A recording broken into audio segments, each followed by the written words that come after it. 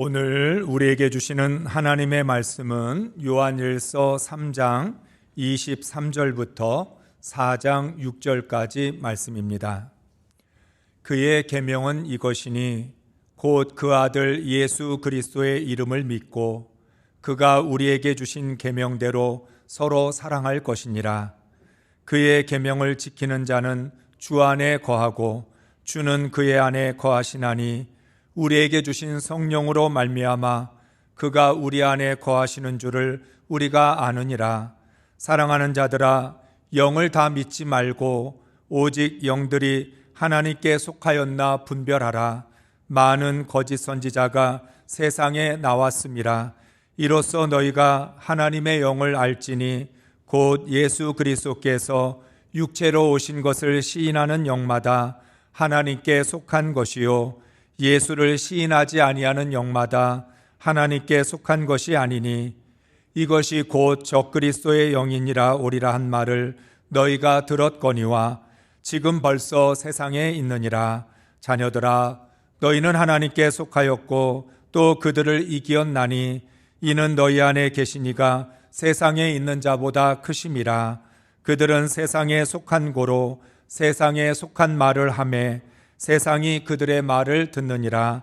우리는 하나님께 속하였으니 하나님을 아는 자는 우리의 말을 듣고 하나님께 속하지 아니한 자는 우리의 말을 듣지 아니하나니 진리의 영과 미혹의 영을 이로써 아느니라. 아멘. 할렐루야. 3월은 사순절로 시작해서 부활절로 끝이 나는 십자가와 부활의 계절입니다. 3월 31일 마지막 날이 부활절입니다. 여러분 모두 십자가와 부활의 은혜를 깊이 경험함으로 새로워지는 역사가 있기를 주의 이름으로 축복합니다. 한 주간 동안 진실함과 행함으로 사랑하셨습니까? 하나님께서는 지난주에 우리에게 사랑할 때는 진실함과 행함으로 사랑하라고 말씀하셨습니다. 그러면 오늘부터는 사랑에 대하여 본격적으로 말씀하실 것 같은데 다시 우리에게 똑같은 질문을 던집니다. 너희는 하나님께 속해 있느냐? 사도 요한은 집요할 만큼 우리에게 질문을 합니다. 여러분은 사랑할 준비가 되어 있습니까? 여러분은 사랑할 수 있는 그런 존재로 변화되셨습니까? 이 질문을 하는 겁니다. 요한일서 1장부터 하나님과의 깊은 사귐이 있느냐? 주님이 내 안에 머물러 계시느냐? 주님께 속한 사람이냐? 하나님께로 난 사람이냐? 계속해서 같은 말을 우리에게 질문하고 있습니다. 한마디로 말하면 우리의 신앙의 정체성을 집요할 만큼 추궁합니다. 좀 더 쉽게 말하면 여러분은 정말 예수 믿는 사람입니까? 거듭난 사람이고 구원받은 사람입니까? 여러분은 정말 그리스도인입니까? 그것이 분명하지 않으면 사랑하기가 어렵습니다. 사랑이라는 걸 우리는 너무 쉽게 말을 하는데 사랑은 가볍지가 않은 거죠. 이 사랑 때문에 예수님은 십자가 위에서 죽으셔야 했습니다. 생명을 건 사랑입니다. 단순히 우리의 감정을 따라서 좋아하는 마음, 사랑하는 감정, 그것으로 사랑하는 것이 아니라 생명을 걸 수 있는 사랑을 할 수 있느냐고 우리에게 말씀합니다. 사랑을 어려워만 하지 말고 사랑할 수 있는 사람으로 존재가 바뀌어야 된다고 말씀합니다. 그래서 요한은 우리가 신앙인으로서의 실체를 너무나 잘 알고 있기 때문에 우리의 내면을 깊이 파고듭니다. 왜냐하면 사람의 마음이라는 건 단순하면서도 복잡하기 때문에 그렇습니다. 여러분, 우리의 마음은 참 뭐라고 설명하기 어려운 다양한 감정들과 생각들이 있습니다. 좋아하는 마음도 있는가 하면 싫은 마음도 있고, 사랑의 마음도 있는가 하면 미워하는 마음도 있습니다. 뭐라고 우리의 마음을 정확하게 설명할 수도 없을 만큼 우리의 마음은 굉장히 복잡하고 미묘합니다. 우리는 성령을 사모하는 영적 존재이면서도 감정의 지배를 많이 받습니다. 하나님의 말씀을 들을 때마다 깨닫기도 하고 은혜를 받으면서 내 생각에 사로잡혀 있습니다.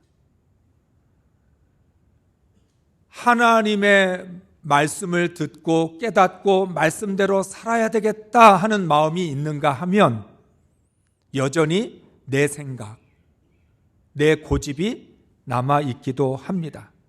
그런 의미에서 예수님은 우리에게 영과 진리로 예배하라고 하셨습니다.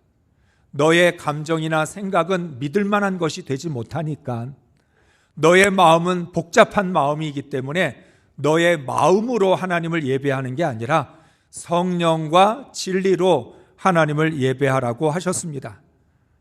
뿐만 아니라 사랑할 때도 영과 진리로 사랑하라고 하셨고, 신앙생활도 영과 진리로 신앙생활을 해야 합니다. 구원받은 그리스도인들이 성령의 다스림을 받기보다는 자신의 감정과 생각에 다스림을 받을 때가 훨씬 더 많습니다. 여러분은 어떠십니까? 지금 여러분의 마음을 성령이 다스리고 계십니까? 아니면 반대로 여러분의 마음이 성령을 주장하고 있습니까? 하나님이 주신 그 말씀이 내 생각을 지배하고 있습니까? 아니면 내 생각이 하나님의 말씀을 지배하고 있습니까?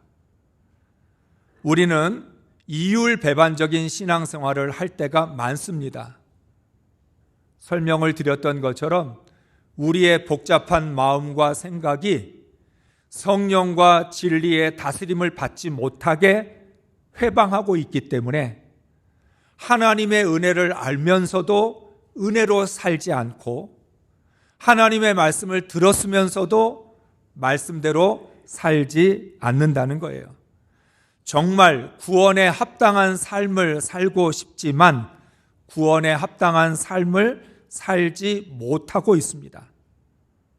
그렇게 신앙생활할 수 없는 그런 상황에서 우리가 살아가고 있기 때문입니다. 그러므로 우리의 삶에 있어서 성령과 진리의 다스림을 받는 영역이 확대되어야 합니다. 예배를 드릴 때마다, 찬양하고 기도할 때마다 성령으로 찬양하고 진리로 예배드리는 것, 거기에서 멈추는 것이 아니라 우리 신앙생활의 전반에 걸쳐서, 더 나아가 일상생활까지도 성령과 진리의 다스림을 받으면서 우리가 살아가야 구원에 합당한 삶을 살아갈 수 있습니다. 그렇기 때문에 우리는 좀 더 적극적으로 성령과 진리를 의지하여 신앙생활을 해야 합니다. 다르게 말씀을 드리면 구원을 받아서 제2의 삶을 살게 된 그리스도인들은 총체적으로 인생이 변해야 합니다. 내 안과 밖, 삶의 모든 영역에서 변화가 일어나야 합니다. 구원에 합당한 사람으로 살아가려면 내 삶의 전부가 바뀌어야만 하는 것입니다. 사랑하는 성도 여러분, 우리 모두가 다 거듭남의 체험이 있습니다. 성령을 통해서 거듭났다라고 고백합니다. 그런데 거듭남이라는 건 성령의 체험으로 끝나는 게 아닙니다. 성령의 체험은 거듭남의 시작입니다. 우리는 성령의 체험을 통해서 내가 거듭났다라는 것을 알 수 있고, 거듭났기 때문에 이제부터는 성령의 다스림을 받으며 살겠다라고 결단을 한 것입니다. 그러니까 거듭난 사람은 지정의도 새로워져야 합니다. 그런데 현실은 어떻습니까? 많은 한국교회 성도들이 성령 체험을 받아서 난 거듭났어, 난 거듭난 사람이야, 이렇게 고백은 하지만 거기에 멈춰져 있습니다. 성령 체험이라는 건 거듭남의 시작인데, 그걸 통해서 내가 거듭났다라고 하는 걸 확신하고, 그래서 이제는 거듭난 삶을 살아야 되겠다라고 결심한 것 뿐인데, 우리는 거기에 멈춰 있다는 것입니다. 성령과 진리로 새로운 인생관과 가치관을 배우고 익혀야 합니다. 성령을 통해서 인생을 다시 배우고, 진리를 통해서 내 인생의 가치가 어디에 있는지를 우리는 배워야 한다는 것입니다. 따라서 구원과 거듭남으로 말미암아 이전과 이후가 달라져야 합니다. 구원받기 전, 구원받고 난 후, 거듭나기 전, 거듭난 후, 분명히 구별이 되어야 하는 것입니다. 그런 의미에서 요한은 구원과 거듭남의 증거를 두 가지로 말씀합니다. 의와 사랑입니다. 하나님의 의, 하나님의 사랑이 우리가 구원받았다는 증거이고 거듭났다는 증거입니다. 구원받은 사람은 하나님의 의로 살아갑니다. 하나님의 의를 행한다는 것은 새로운 가치관을 가지고 하나님의 말씀에 순종한다는 뜻입니다. 의롭게 산다는 거, 어떻게 사는 게 의롭게 사는 것이죠? 말씀대로 사는 게 의롭게 사는 겁니다. 하나님의 의가 내 안에 들어왔기 때문에 나는 하나님의 의를 붙들고 하나님의 말씀에 순종하는 것입니다. 또한 거듭났다라고 하는 건 사랑한다는 뜻이죠. 거듭남의 가장 강력한 변화는 하나님의 사랑을 품게 되었다는 것입니다. 여러분이 거듭남의 체험을 하셨을 때 하나님의 사랑을 얼마나 많이 느끼셨습니까? 하나님이 나를 이렇게 사랑하시는 줄 우리가 성령 받고 나서 깨닫게 되죠. 하나님이 나를 너무나 사랑하시는구나. 그래서 예수님을 나를 위해 십자가에 못 박게 하셨구나. 그 십자가의 사랑, 그 예수님의 사랑이 내 마음에 막 떠밀려 들어와서 그 사랑에 사로잡혀 우리가 감격했던 것 아닙니까? 우리가 거듭났기 때문에 하나님의 사랑이 내 안에 있는 것이고, 하나님의 사랑이 내 안에 있기 때문에 좋고 싫은 감정을 넘어서는 겁니다. 앞서 말씀드린 것처럼 성령과 진리의 다스림을 받는 사람은 자신의 감정에 좌우되지 않고 그 감정을 넘어서서 성령의 인도하심에 순종한다는 것입니다. 우리 안에는 하나님의 의가 있고 하나님의 사랑이 있습니다.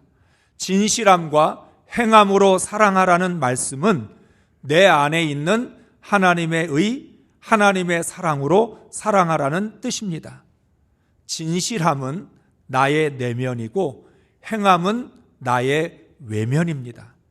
진실함은 하나님의 의에서 오는 것이고 행함은 사랑에서 옵니다. 그런데 이 둘의 뿌리는 하나입니다. 진실함이든 행함이든 이건 모두 하나님에게서 나온 것입니다. 나에게서 나온 게 아니에요. 내 감정에서 진실함이 나오는 게 아니고 나의 어떤 행동을 통해 의로움이 나타나는 게 아니라는 거죠. 이건 철저히 하나님께로부터 오는 것이다. 바로 내가 구원받았기에, 거듭났기에 하나님의 의가 있고 하나님의 사랑이 있어서 그것을 진실함과 행함으로 표현할 수 있다는 것입니다. 그런 의미에서 의와 사랑은 둘이 아니라 하나입니다. 진실함과 행함도 둘이 아니라 하나인 것입니다. 내 안에는 하나님의 의, 바깥으로는 하나님의 사랑이 나타나는 사람이 바로 거듭난 사람, 하나님께로 난 사람입니다. 이렇게 준비가 되어야 사랑할 수 있다는 거예요. 어려우세요? 언제 이걸 준비해야 되나? 언제 나는 이렇게 변화될까? 나는 언제쯤이면 사랑할 수 있는 사람이 될 수 있을까? 그렇지만 우리의 존재가 변하지 않으면, 내 속사람이 바뀌지 않으면 쉽지가 않다는 거예요. 이것에 대해서 요한일서 3장 23절부터 24절까지 말씀을 합니다. 같이 읽겠습니다.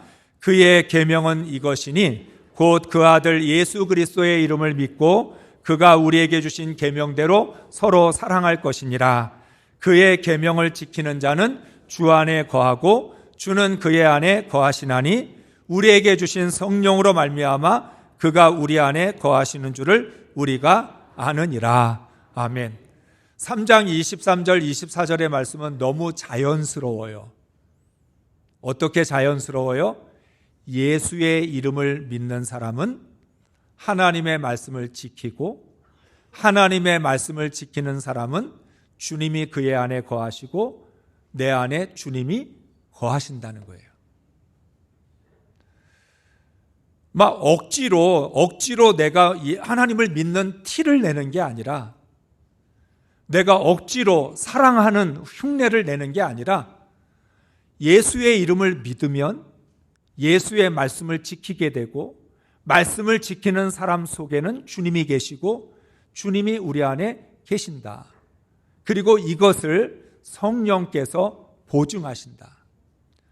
그러니까 여러분, 우리는 예수의 이름을 믿는다면 예수의 말씀을 지켜야 되고, 예수의 말씀을 지킨다는 건 사랑을 한다는 것이고, 사랑하면 주님이 내 안에, 내가 주님 안에 거한다라고 하는 것입니다. 성령은 누가 하나님의 계명을 지키는지, 누가 주님 안에 거하는지를 정확하게 판단하십니다. 하나님의 계명을 지키는 사람은 하나님의 말씀대로 서로 사랑할 수밖에 없습니다. 말씀을 지키다 보면, 그 말씀대로 살다 보면 사랑할 수밖에 없다라고 하는 거예요. 사랑하지 않으려고 해도 하나님의 말씀이 나를 사랑하도록 만들어 주신다는 거예요. 그래서 구원과 거듭남의 증거가 바로 의와 사랑이라는 것입니다. 하나님의 의를 행하는 사람, 하나님의 사랑으로 사랑하게 되고, 그로 인해서 주님이 내 안에, 내가 주님 안에 거하는 것, 이게 바로 구원이고 거듭남이라는 것입니다. 더 나아가 오늘 말씀에서는 이렇게 하나님의 의와 사랑을 행하는 사람은 하나님 앞에서 담대할 수 있다. 우리에게 늘 하나님은 두렵죠. 하나님이 무섭기도 합니다. 내가 죄를 지으면 하나님이 먼저 알까 겁나기도 하고, 하나님이 나를 심판하지나 않을까 우리는 두려워합니다. 그런데 오늘 말씀에서는 너희가 하나님의 의를 행하고 하나님의 사랑으로 사랑한다면 두려울 게 뭐가 있고 무서울 게 뭐가 있냐. 하나님의 의를 행하는 사람은 하나님 앞에 나아가 담대하게 나아갈 수 있고 책망받을 것이 없다라고 말씀합니다. 그래서 하나님은 하나님의 의와 사랑을 행하는 사람들에게 더 큰 은혜와 복을 주신다고 말씀합니다. 하나님은 우리에게 구원이라는 선물을 주셨습니다. 그런데 구원받은 하나님의 자녀들이 그 구원에 합당한 삶을 살아가면 더 큰 선물도 주신다는 거예요. 그래서 무엇이든지 구하는 대로 그대로 이루어질 것이다.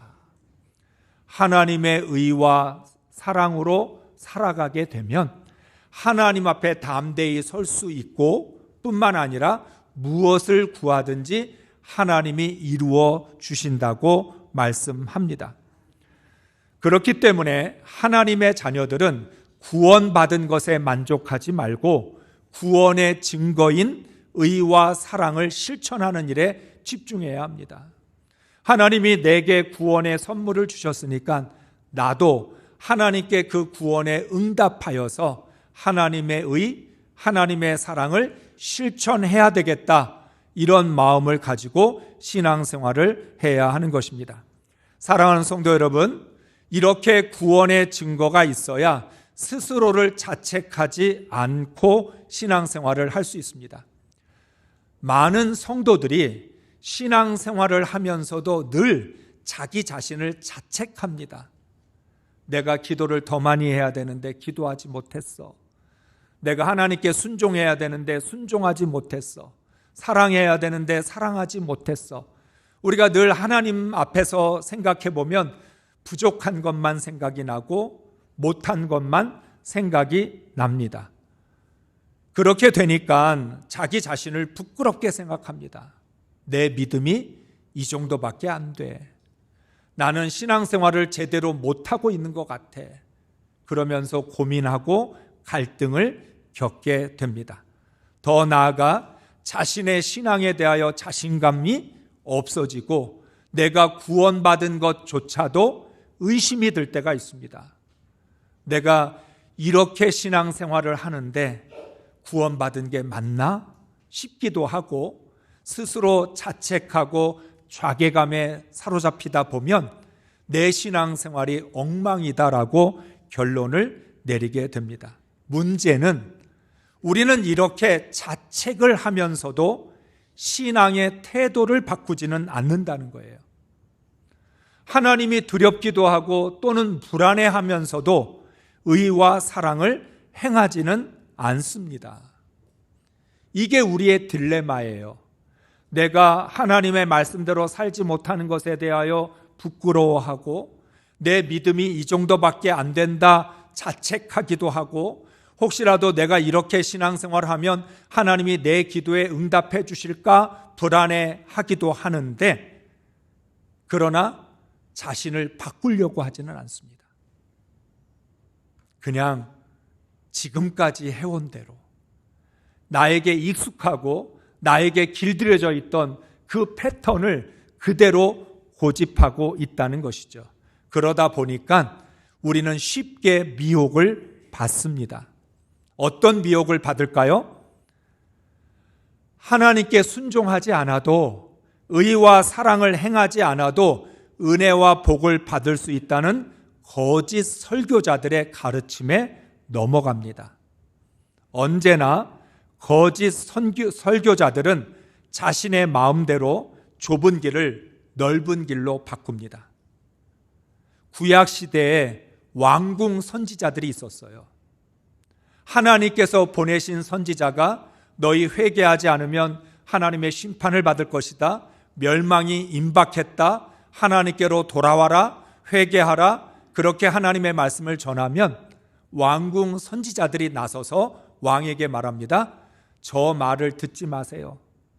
우리는 하나님의 선택받은 민족이고 하나님이 우리에게 복을 주시지 우리를 심판하지 않습니다. 걱정하지 마세요. 두려워하지 마세요. 왕을 위로하고 왕에게 그런 말을 합니다. 그리고 적반하장으로 하나님이 보내신 선지자의 말씀을 공격하고 저들이야말로 거짓 선지자라고 말을 하는 겁니다. 바로 신약 시대에도 초대교회 이단들이 나서서 예수의 복음을 어렵다고 쉽게 만들고 하나님의 가르침이 복잡하다고 단순하게 만들고 거짓 설교자들이 자기 마음대로 그것을 바꾸었던 것을 봅니다.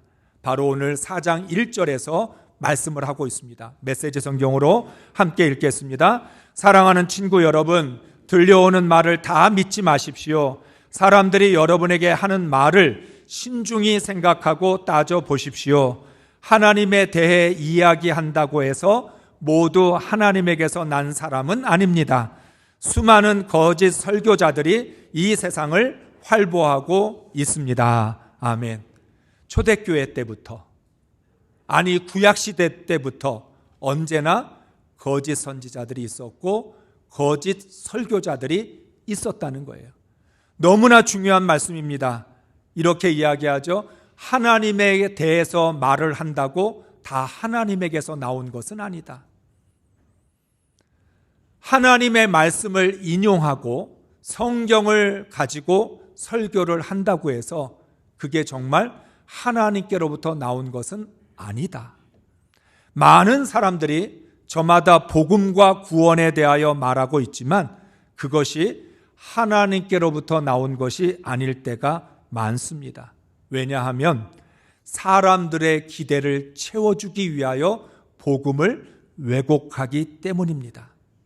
어려운 건 쉬운 걸로, 하나님의 의 대신에 사람의 의로, 은혜보다는 노력을 앞세워 사람의 입맛에 맞게 구원과 거듭남을 수정합니다.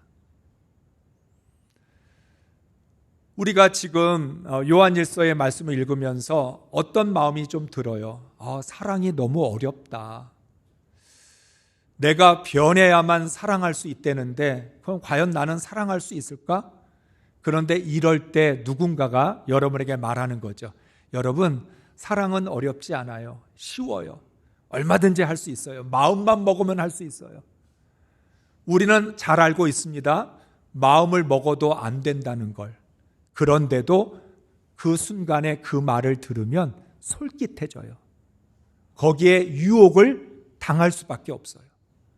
바로 초대교회 성도들이 사도들로부터 직접 하나님의 말씀을 듣고 복음의 가르침을 받았는데도 이런 거짓 설교자들, 거짓 선지자들이 복음은 어렵지 않다, 하나님의 말씀은 쉽다, 이렇게 말을 하면 거기에 솔깃해서 넘어갔다는 거죠. 사랑하는 성도 여러분, 사람이 원하는 것은 진리가 아닐 때가 더 많습니다. 내가 하고 싶은 것과 해야 하는 것은 다릅니다.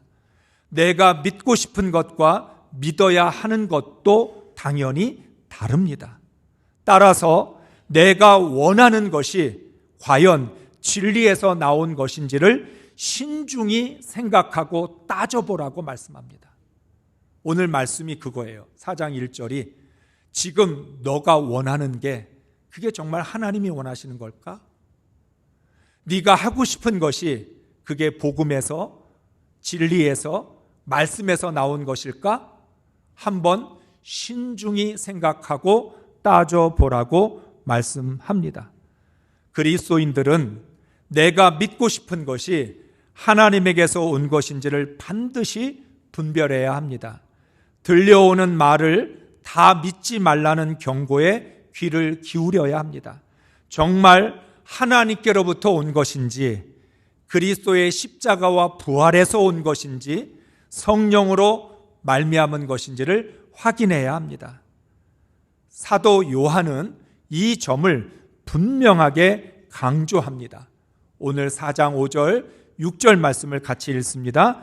그들은 세상에서 났습니다. 그런 까닭에 그들은 세상에 속한 것을 말하고 세상은 그들의 말을 듣습니다. 우리는 하나님에게서 났습니다. 하나님을 아는 사람은 우리의 말을 듣고 하나님에게서 나지 아니한 사람은 우리의 말을 듣지 아니합니다. 이것으로 우리는 진리의 영과 미혹의 영을 알아봅니다. 아멘. 거짓 선지자들은 세상에서 난 사람들이라는 거예요. 하나님에게서 난 사람들이 아니라 거짓 설교자들은 세상에 난 사람들이었기 때문에 세상이 그들의 말을 듣고 그들을 따른다는 거예요. 그런데 아무리 세상이 그들의 말을 잘 듣고 그들을 따른다고 해서 그들이 하는 말이 진리나 복음이 될 수는 없다라고 하는 거예요. 신앙은 어디에 속해 있느냐의 문제입니다. 여러분은 어디에 속해 계십니까? 하나님께 속해 있습니까? 세상에 속해 있습니까? 이거를 알려면 누구의 말을 듣는지를 보면 압니다. 여러분은 세상의 말을 잘 들으십니까? 하나님의 말씀을 잘 들으십니까? 하나님 말씀 잘 들어놓고는 금방 사람 말에 넘어가잖아요. 이렇게 여러분이 시간을 내서 하나님 앞에 나와 예배하면서 예배 때 하나님의 말씀을 잘 듣고 은혜도 받고 나서는 세상으로 나가면 사람의 말 한마디, 그래? 그게 맞아? 내가 잘못 알았나? 손바닥 뒤집듯이 금방 뒤집는 경우들이 얼마나 많냐는 거예요. 그래서 오늘 말씀합니다. 누구의 말을 잘 듣는지를 보면 어디에 속해 있는지를 알 수 있다. 하나님께 속해 있는 사람은 세상의 말을 듣지 않아. 반대로 세상에 속해 있는 사람은 하나님의 말씀을 들을 수가 없어요. 결국 자기가 속해 있는 곳의 말을 들을 수밖에 없다는 것입니다.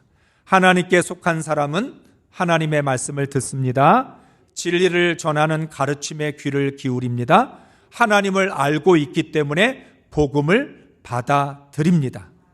그러나 세상에 속한 사람은 세상의 가르침에 귀를 기울이고 세상을 알고 세상에 익숙하기 때문에 세상을 사랑하고 있습니다. 중요한 게 뭐냐면 미혹의 영은 자꾸만 하나님의 것과 세상의 것을 섞어버립니다. 여러분, 거짓 선지자들이 완전히 세상의 말만 하지 않습니다. 성경도 섞고 세상의 말도 섞어서 합니다.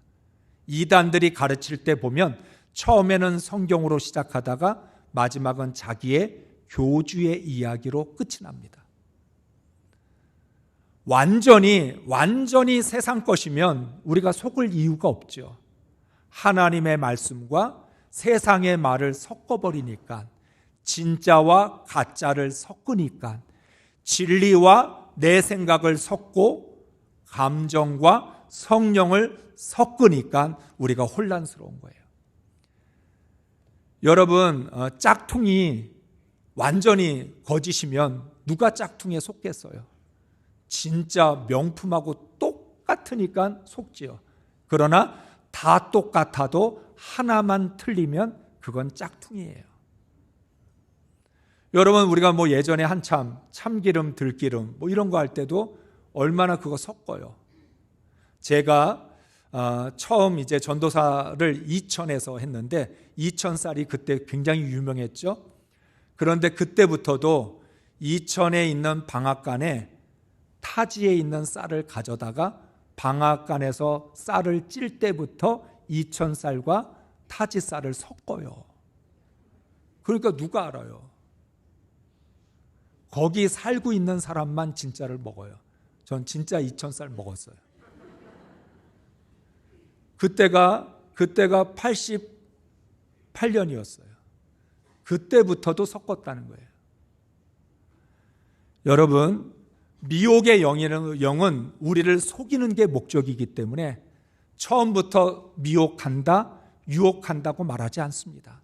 처음에는 진짜를 말하다가 가다 보면 미혹을 하게 되고 거짓을 말하게 된다는 거예요. 그래서 하나님의 것과 세상의 것은 차이가 없다고 말하고 끊임없는 왜곡과 수정을 통해서 진리를 변질시킵니다. 그렇기 때문에 우리는 진리의 영의 가르침을 따라야 하고 하나님께 속해 있는 사람으로서 흔들리지 말아야 합니다. 아무리 거짓 선지자들이 복음의 물타기를 하고 진리를 미혹하고 있다 할지라도 끌려가지 말아야 하는 거죠.